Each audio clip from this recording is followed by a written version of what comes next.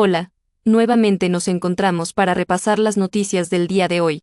Contenido del día de hoy. Ministro Vidovic contó su verdad sobre el caso Belaunde. Narró cómo lo mantuvieron secuestrado 3 días en la gestión de Evo, ministro Romero y viceministro Jorge Pérez. Por un canal en específico, se refiere a un proceso del señor Belaunde, un ciudadano de nacionalidad peruana.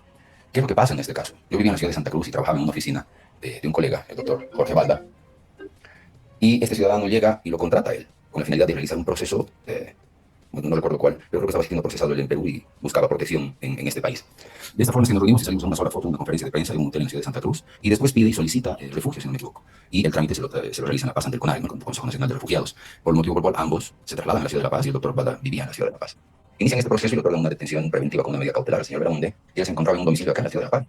Yo nunca más tuve contacto con él y no supe más de este proceso. Es más, nunca se me pagó absolutamente nada porque en la ciudad de Santa Cruz yo simplemente los acompañé a una conferencia de prensa. Posterior a esto, se ven las noticias que el señor Belaunde, después de un tiempo de haber estado detenido, se da la fuga. Entonces, en un gobierno dictatorial en el que nos encontrábamos, me hacen una llamada los de inteligencia de policía y se van hasta mi casa y me dicen que se encontraban afuera y que querían conversar conmigo. En ese momento salgo y se encontraban en una vagoneta y me dicen que me iban a trasladar al comando departamental. Me trasladan al comando departamental y me entrevistó con el comandante de ese entonces. Y en ese momento recibo una llamada del entonces viceministro Jorge Pérez y me hace una amenaza donde me señala que me iban a sentenciar por 15 años y que me iban a mandar a Cantumarca porque yo hubiese sido partícipe de esta fuga. Y yo les digo que yo no tenía absolutamente nada que ver, que yo estaba en la ciudad de Santa Cruz. Y posterior a esto empiezan lo que para mí ha sido una de las épocas o días más complicados y más duros, pero también una de las épocas en la cual he podido tener mucha más fe y mucho más acercamiento a Dios porque me secuestran en ese momento, me bajan a unas movilidades con personas armadas hasta los dientes, estaban con armas de grueso calibre, estaban encapuchados y me meten en una de las movilidades. Me dan el teléfono celular y me dicen que llame a mis padres para decirles que no denuncien mi desaparición, que no denuncien absolutamente nada. ¿Quiénes le decían eso, por favor, ministro? Policías encapuchados. Eran 4 movilidades y habían al menos unos 15 policías. Entonces me meten al medio de una de las movilidades, armados, yo estaba al centro, ambos, uno a cada lado, encapuchados, y tenían su arma de grueso calibre que la apuntaban hacia el piso, ¿no? Con la finalidad de intimidarme. Y ahí es donde empieza el tema de la tortura psicológica, una tortura física también, porque me tienen detenido en ese vehículo más de 3 días, sin bajarme del vehículo, sin alimento, me llevaban con los ojos vendados por lugares donde yo no sabía.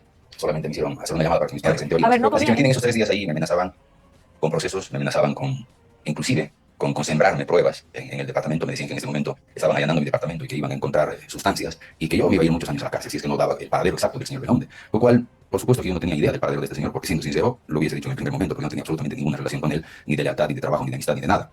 Después de esto, pasaron aproximadamente los 3 días, pero llegamos a un lugar donde me quitan la venda y me dicen, este es un lugar de narcóticos. Y me dicen, tú ves esas mujeres que están caminando con bolsas, las miro y me dices, son personas que trabajan con inteligencia, ¿no? Y tienen unos ladrillos, esos ladrillos van a encontrar en tu casa si es que tú no hablas. Yo dije, pueden encontrar todo lo que quieran y hacer todo lo que quieran, no sé dónde se encuentra el señor Belaunde.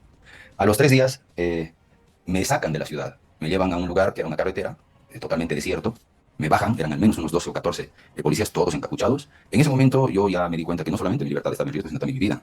Yo creo que hacía mucho frío y me dicen que baje, les digo, no tengo que bajar, y me dicen, baja, vas a orinar, y les digo, no tengo la necesidad y no quiero bajar. Se bajaron, hicieron un círculo con una linterna, seguramente a la madrugada con una linterna, apuntaron al centro y me pusieron ahí todos armados, rodeándome, y en un momento yo pensé, sí, aquí nunca van a encontrar mi cuerpo. Nuevamente me subieron al vehículo, esa es una de las formas de tortura psicológica, por supuesto. Me suben al vehículo y en esa madrugada recuerdo que reciben una llamada del entonces ministro de gobierno. ¿Quién era en ese momento? Si mal no recuerdo, Carlos Romero. En ese momento el ministro les informa que el señor Belaunde había sido aprehendido y había sido detenido en la frontera. Y por supuesto que iban a hacer conmigo. Yo les digo, déjenme en libertad, porque ya lo encontraron y no tengo absolutamente nada que ver. Hacen una llamada y deciden trasladarme en el mismo vehículo hasta la ciudad de La Paz. Si no me equivoco, ya era el 4.º día.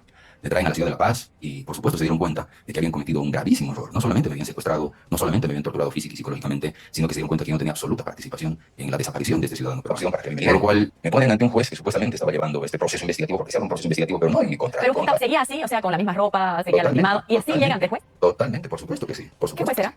No recuerdo su nombre, pero me ponen ante un juez y me obligan a firmar unos documentos en blanco y me dicen esta es la única forma en la que tú obtengas tu libertad. Por supuesto, en ese momento, reitero, no solamente mi libertad estaba en riesgo, sino también mi vida, al margen de las amenazas que había recibido de altas autoridades. Inclusive el propio presidente de ese entonces salió a hacer unas declaraciones en las cuales amenazaba hasta con quitarme mi título. Entonces, por supuesto, coaccionado y por toda la El tortura. presidente Evo Morales está diciéndome.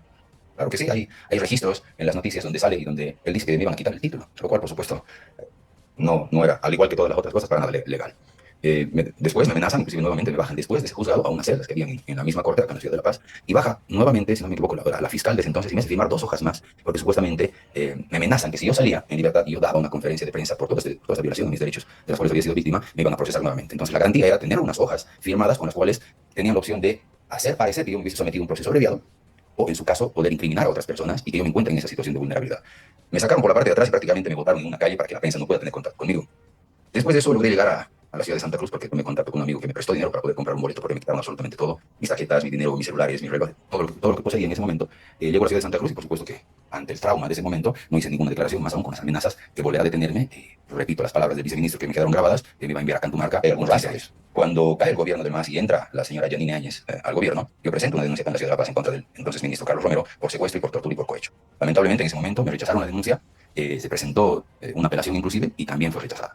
Esto tiene que cruzar en los registros del Ministerio Público, no puede desaparecer, los antecedentes tienen que estar ahí y bueno, Ahora, no es violación. ¿por qué cree que su presencia está provocando esto? Porque Porque mi lealtad no tiene precio, porque mi lealtad no tiene nombre. Es por eso que a muchas personas les preocupa que yo me encuentre en esta situación, en esta función, porque con seguridad que voy a ser un perjuicio para sus intereses. Como yo había mencionado en el momento en que me posesionan, dije que hoy iniciaba una nueva era y que este Ministerio de Justicia será un instrumento de justicia, no de poder, un instrumento de transición. Por su parte, Martín Camacho dijo ver temeroso al periodista Arias debido a que hizo campaña para Alianza Libre en contra del capitán Lara. Probablemente existan personas, tal vez algunas de las que hemos mencionado en esta entrevista, que estén bastante temerosos de lo que han hecho en tiempos pasados y de las acciones que han tomado en contra de Edman Lara. Y vean en Freddy un hombre firme, un abogado probo, un enemigo que en definitiva pueda causarles alguna molestia. Entonces, traduciendo. Cuando lo disponga la justicia, la policía cumplirá la orden de aprehensión de Evo Morales, afirma el ministro de Gobierno Marco Antonio Oviedo. El vicesecretario de Estados Unidos disfrutó comiendo salteña, nuestra famosa empanada de origen boliviano, Qué cosa más rica. dijo el gringo. Otto Ritter dijo que en Santa Cruz existe abundante tierras raras y que podemos llegar a ser la nueva Dubái.